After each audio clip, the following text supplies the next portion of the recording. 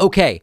For months now, the right has been saying Joe Biden and Kamala Harris are doing something really bad by not going to the U.S.-Mexico border. They should go there. Now, there's a separate discussion to be had about, do you need to go to the border to properly manage what's going on with undocumented immigration?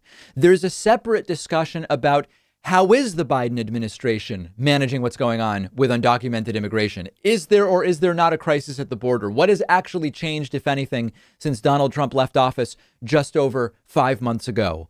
But the point here is that Republicans have been going crazy saying, why won't Joe go? Why won't Kamala go? Here is a Republican published compilation of why won't they go to the border. Remember this stuff? Do you have plans to visit the border? You haven't been to the border. So how do you respond to that criticism, and when will that visit come? When are you going to the border, Vice President? The administration has asked.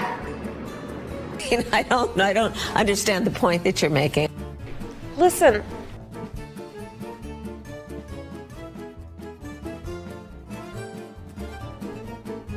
Well, Kamala Harris is now going to be going to the border. And of course, now Republicans are completely satisfied and they believe that they are doing the right thing in the Biden administration. Just kidding. Obviously, they don't. Now they have shifted to, why is Kamala Harris going to the wrong part of the border? I know it sounds completely ridiculous, but this is what they've now shifted to. And also, why is she going all of a sudden?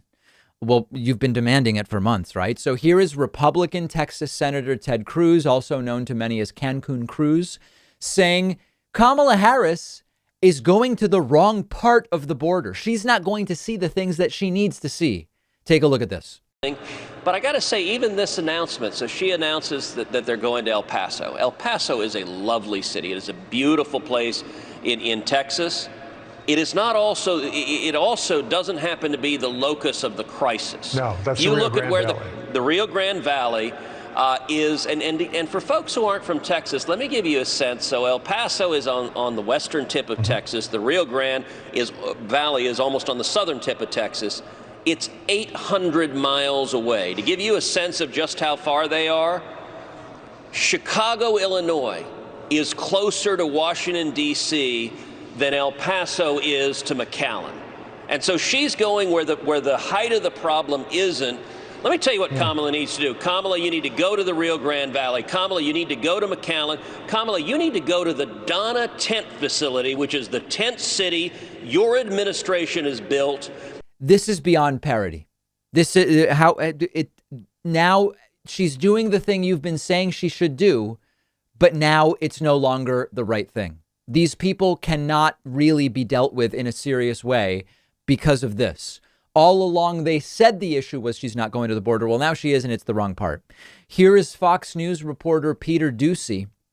Peter Doocy is the son. Peter Doocy asking White House Press Secretary Jen Psaki, why? Why is this happening? Take a look at this. So about today's announcement, why is the vice president visiting the border this week when earlier this month she dismissed a trip like that, saying it would be a grand gesture?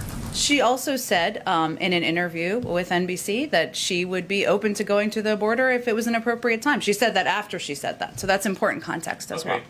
This is just a reminder, okay? This is just a reminder that we can't take them seriously because they don't deserve to be taken seriously. As soon as you engage with them in what you believe to be a serious manner and say, okay, we're going to go to the border. Let's figure out what's going on there. This is what you wanted.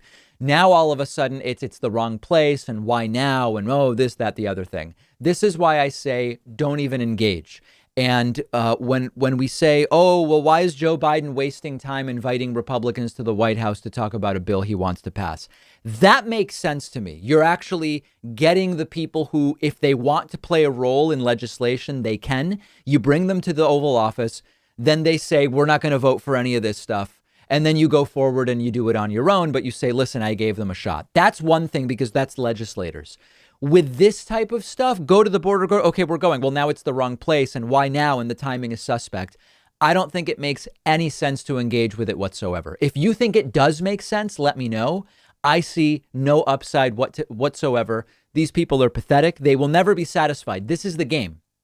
It's grievance culture and outrage.